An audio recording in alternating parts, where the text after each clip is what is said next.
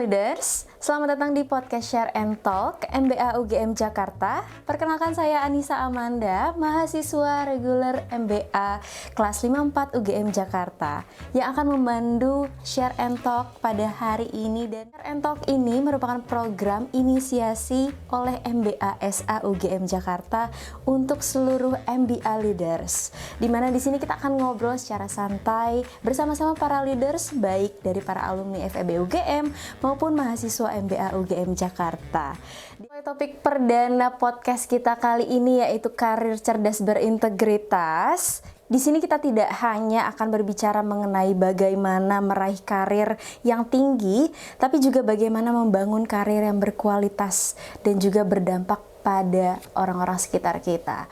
MBA Leader semua, kita semua tahu bahwa program studi Magister Manajemen Fakultas Ekonomika dan Bisnis Universitas Gadjah Mada, Kampus Jakarta kembali meraih predikat unggul dari Lembaga Akreditasi Mandiri Ekonomi, Manajemen, Bisnis, dan Akuntansi Lamemba yang akan berlaku 30 April 2024 hingga 5 tahun ke depan. Raihan akreditasi unggul dari Lamemba ini menjadi bukti bahwa kualitas pendidikan secara berkelanjutan telah menjadi tradisi, warisan, dan reputasi kampus kebanggaan kita Universitas Gadjah Mada. Halo MBA Leaders, hari ini kita akan bersama-sama berdiskusi dengan salah satu alumni Fakultas Ekonomika dan Bisnis Universitas Gadjah Mada yang memiliki karir sangat gemilang pada hari ini dan juga menjadi panutan bagi banyak orang, termasuk saya juga. Dan beliau adalah Bapak Dr. Randes Aka Boktiasika Ananta MBA, salah satu alumnus dari Fakultas Ekonomika dan Bisnis Universitas Gadjah Mada tahun 86 dengan jurusan akuntansi. Beliau mungkin memulai karirnya dengan berbagai macam karir yang memang cukup membuat kita menjadi panutannya. Dan beliau adalah Bapak Boktiasika. Halo, selamat datang Bapak. Selamat pagi. Apa kabar Bapak hari ini? Sehat ya Pak? Ya? Alhamdulillah. Memang pagi hari ini kita harus bersama-sama nih, bersemangat untuk kita semua ya Bapak ya? Siap. Bapak Bob, sebenarnya aku penasaran nih Bapak tentang begitu banyak sekali karir yang udah Bapak jalani nih. Kan Bapak lulus tahun 86. Mungkin Bapak boleh cerita secara singkat nih Pak, kira-kira perjalanan karir Bapak nih dari setelah lulus di jadi mahasiswa Fakultas Ekonomika dan Bisnis UGM Bapak. Oke. Mungkin sedikit cerita perjalanan ya. Jadi waktu saya masuk ke ekonomi itu tahun 81 dan kemudian sebetulnya pengennya pada saat itu cita-citanya adalah masuk ITB. Right. Tapi kemudian keterimanya di ekonomi dan waktu itu masih ada sarjana muda. Jadi 3 tahun pertama lulus sarjana muda dan waktu itu jurusannya tuh setelah 1 tahun dijuruskan. Nah, rasanya jurusan yang kemudian relatifly pada saat itu kemudian menjadi populer itu adalah akuntansi. Ya, kemudian saya ambil akuntansi, lulus sarjana muda akuntansi 3 tahun berikutnya, baru masuk program sarjana. Nah, di konteks program sarjana ini menurut saya adalah satu pengalaman hidup, menjadi satu titik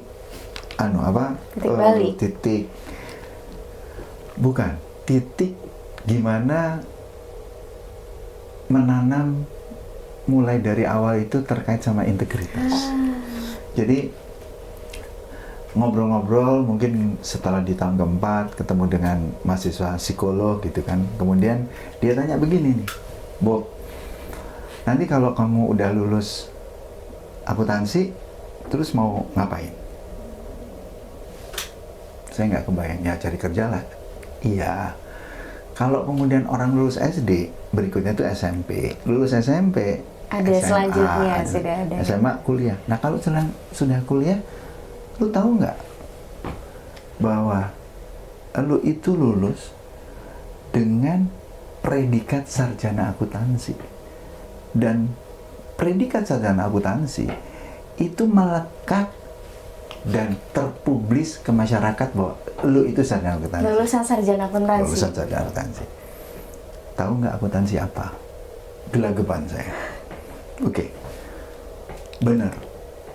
Pada saat itu ada satu value yang kemudian saya terima adalah bahwa pada saat seseorang itu menyandang sebuah gelar, maka ada tanggung jawab sosial atas gelar tersebut kepada masyarakat.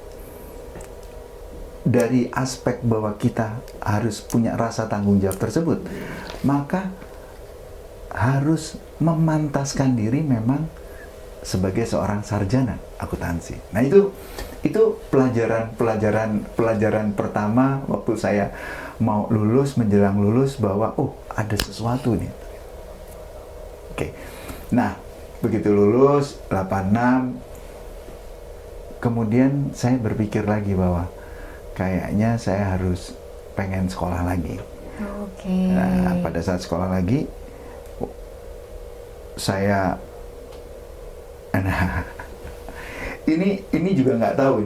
Mungkin saya kalau ketemu sama teman-teman alumni saya waktu kuliah juga ditanya, Bob, lu tuh mau jadi apa sih? Gitu.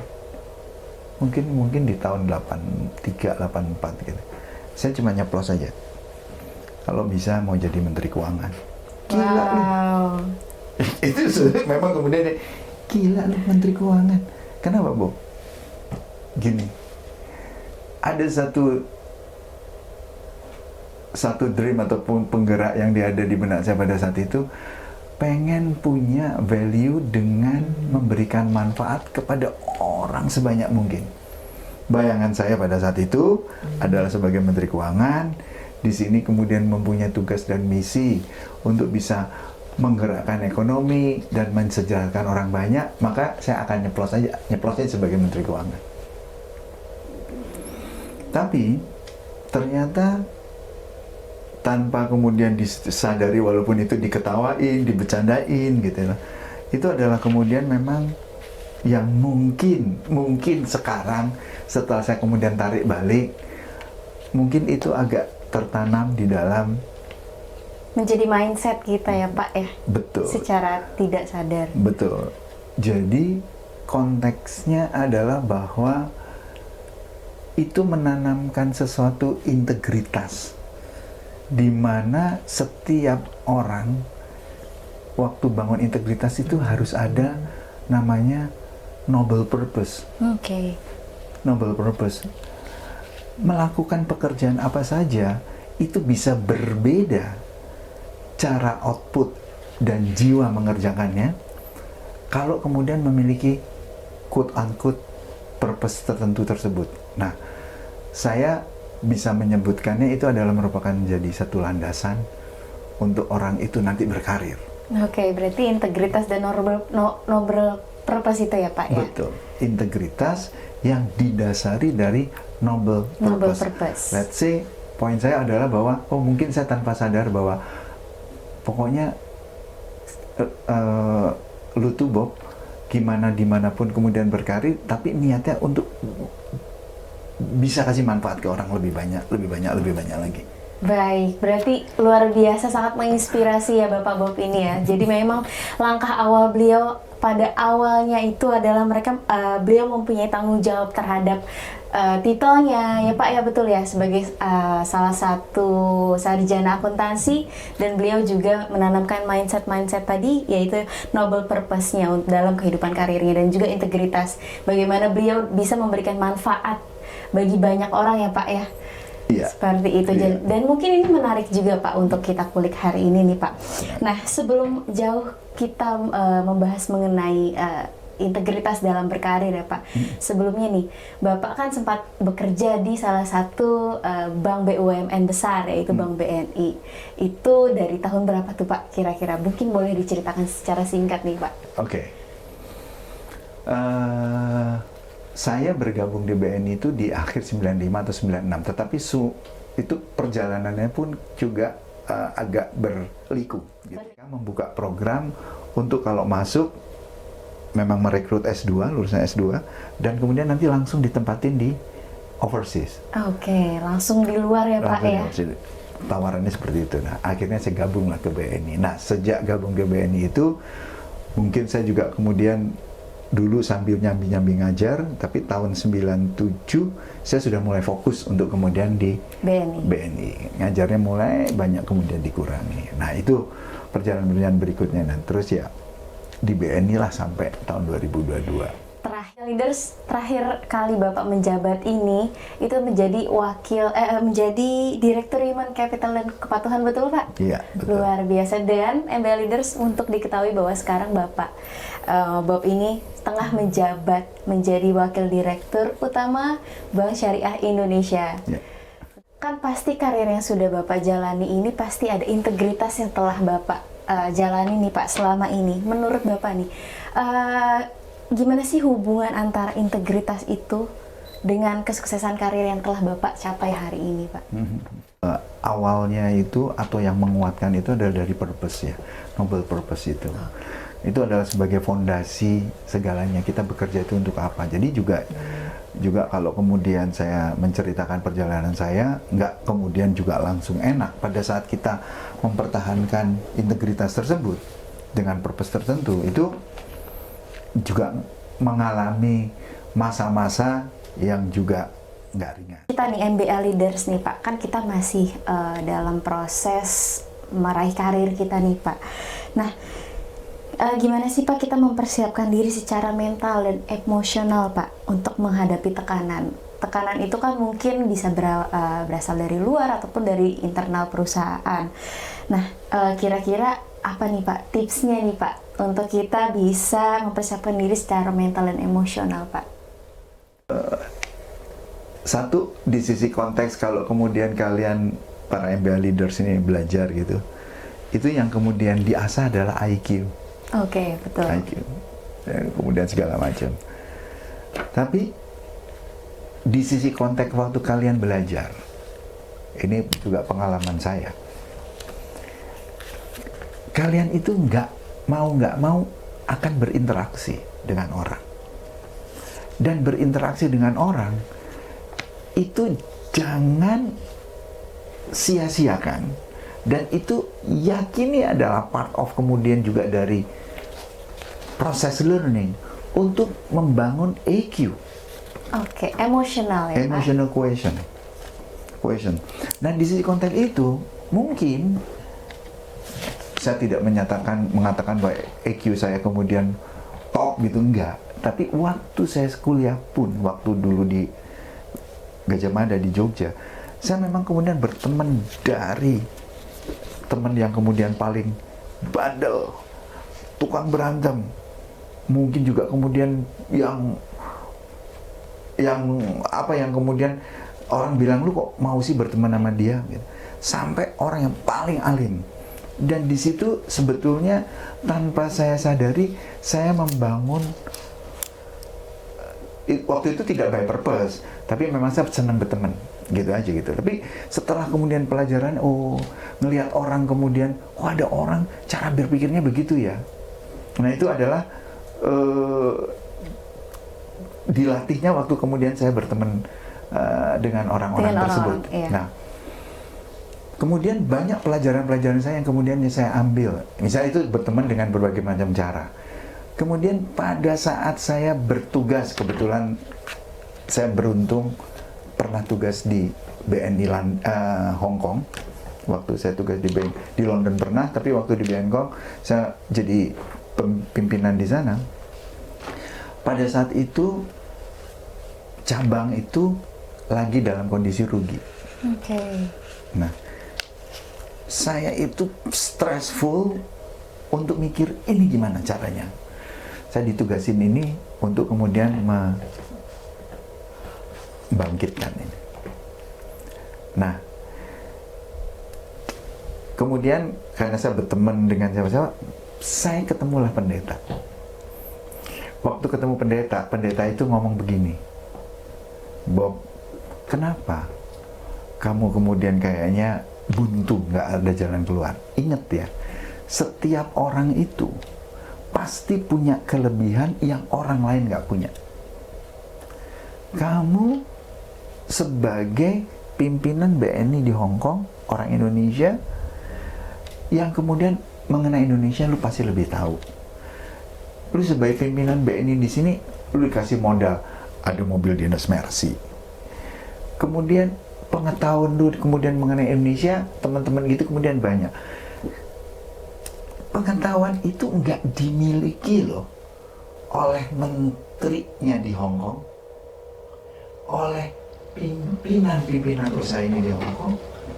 Jadi lu jangan kemudian merasa nggak pede, karena ada sesuatu yang kalian miliki yang orang lain itu nggak punya.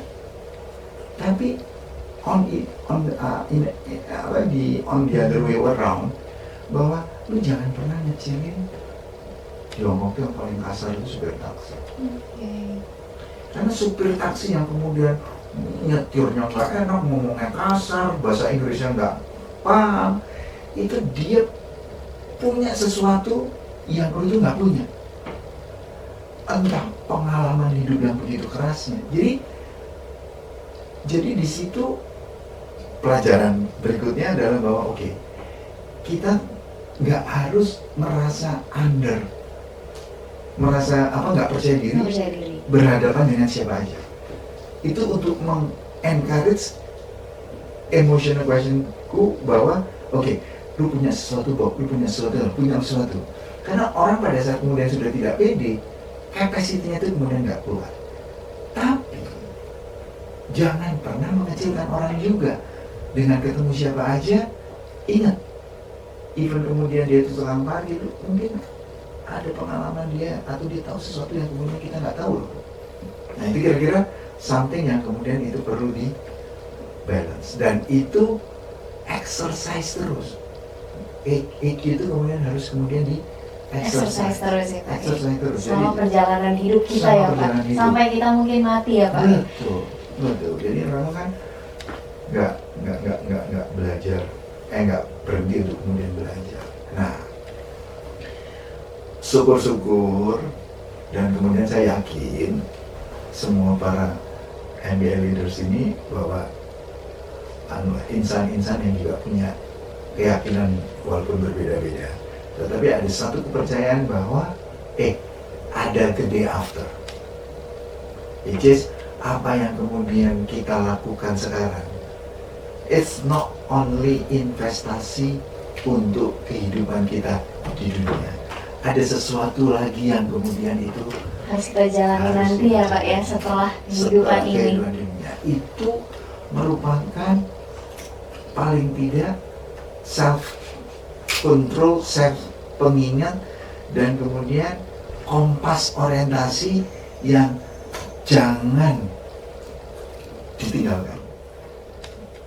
Sesering mungkin diangkat, yang mungkin kadang-kadang ditaruh, tapi kemudian jangan lupa kemudian diangkat lagi, dan itu harus di-exercise berulang kali. Bahkan kalau kemudian kita menghadapi cobaan di hidup kita gitu, kenapa ya saya udah kemudian kerja begini-begini, kemudian tetap aja dinilai. Oke, kita juga bagian dari refleksi. Tapi ingat, waktu merefleksi, orang itu suka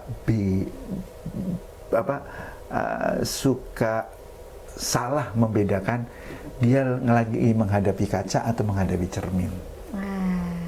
Wow. Tahu nggak bedanya menghadapi kaca dan menghadapi cermin? Lebih mungkin kalau menghadapi kaca kita ini ya Pak ya, tidak bisa merefleksikan diri kita Pak. Maksud saya adalah bahwa kita kadang-kadang kita lihat kaca which is see through, tapi kita merasa kita tuh lagi ngelihat cermin. Tapi bisa kebalikan, kita ngelihat, sebenarnya kita tuh ngelihat cermin kita, tapi dia seolah-olah kemudian see through. Poinnya gini, kalau kita cuma ngelihat, gue kan udah kerja keras, kemudian gue juga punya ide begini, filosofinya ini gue tanemin gitu. Padahal dia itu lagi ngelihat orang lain.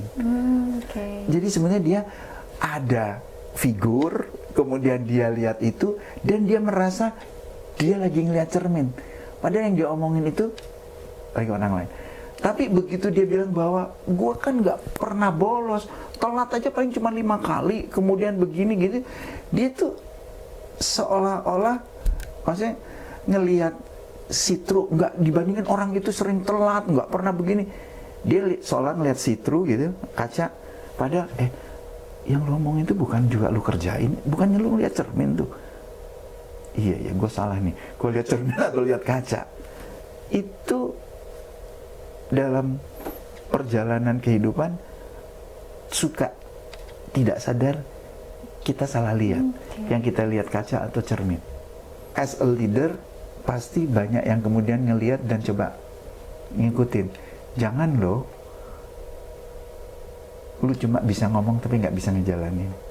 Nah, pada saat saya berani ngomong, ini adalah kemudian juga menjadi koridor untuk juga saya, pengingat saya. Luar biasa sekali MBA Leaders. Jadi memang tadi ya yang harus kita persiapkan untuk membangun karir kita itu memang tidak hanya intelijen kita ya Pak ya, tapi memang emosional kita juga harus kita bangun sepanjang kita hidup ya teman-teman ya. Nah Pak, sebagai alumnus FEB UGM nih Pak, nilai-nilai apa sih Pak yang Bapak bawa dari UGM dan Bapak terapkan nih menjadi prinsip kerja Bapak dalam membangun karir cerdas berintegritas ini Pak?